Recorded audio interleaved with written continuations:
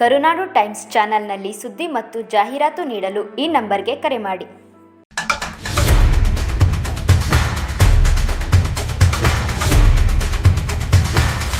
ಕಾಂಗ್ರೆಸ್ ಪಕ್ಷದ ನಿಷ್ಠಾವಂತ ಕಾರ್ಯಕರ್ತ ಎಸ್ ಗಂಗಾಧರ್ ಅವರಿಗೆ ಒಲಿದ ಉನ್ನತ ಹುದ್ದೆ. ಪಕ್ಷ ನಿಷ್ಠರಿಗೆ ಉನ್ನತ ಹುದ್ದೆ ದೊರೆಯುತ್ತದೆ ಎಂಬುದಕ್ಕೆ ಇವರೇ ಕಾರಣ.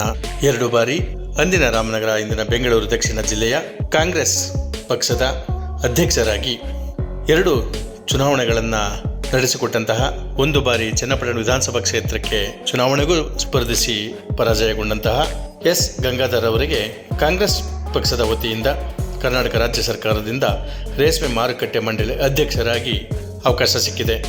ಇಂದು ಅವರು ರೇಷ್ಮೆ ಮಾರುಕಟ್ಟೆ ಮಂಡಳಿ ಅಧ್ಯಕ್ಷರಾಗಿ ಪದಗ್ರಹಣ ಮಾಡಿದ್ದಾರೆ. ಡಿ.ಕೆ. ಬ್ರದರ್ಸ್ ಇವರಿಗೆ ರಾಜಕೀಯ ಗಾಡ್ ಫಾದರ್ ಆಗಿ ಇದ್ದಾರೆ.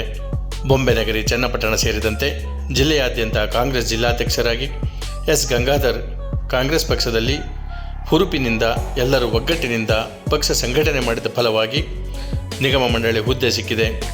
ಪ್ರತಿ ಗ್ರಾಮ ಪಂಚಾಯಿತಿ ಮಟ್ಟದಿಂದ ಪಕ್ಷದ ಸಂಘಟನೆಯ ಜವಾಬ್ದಾರಿ ವಹಿಸಿಕೊಂಡು ಕಳೆದ ಚುನಾವಣೆಯಲ್ಲಿ ಜಿಲ್ಲೆಯ 4 ವಿಧಾನಸಭೆಯ ಚುನಾವಣೆ ಪೈಕಿ ಇವರ ಅಧ್ಯಕ್ಷತೆಯಲ್ಲಿ 3 ವಿಧಾನಸಭೆ ಶಾಸಕರಾಗಿ ಆಯ್ಕೆಯಾಗಿರುವುದು ಇವರ ಹೆಗ್ಗಳಿಕೆ. ಪಕ್ಷಕ್ಕೆ ನಿಷ್ಠರಾದವರಿಗೆ ಒಂದಲ್ಲ ಒಂದು ದಿನ ಉನ್ನತ ಹುದ್ದೆ ಅಲಂಕರಿಸುತ್ತಾರೆಂಬುದಕ್ಕೆ ಎಸ್ ಗಂಗಾಧರ್ ಅವರೇ ಸಾಕ್ಷಿ. ಇವರ ಪಕ್ಷ ನಿಷ್ಠೆ ಹಾಗೂ ಪಕ್ಷ ಸಂಘಟನೆಗಾಗಿ ರೇಷ್ಮೆ ಮಾರುಕಟ್ಟೆ ಮಂಡಳಿ ಅಧ್ಯಕ್ಷರಾಗಿ ಇವರು ಈಗ ನೇಮಕವಾಗಿದ್ದಾರೆ.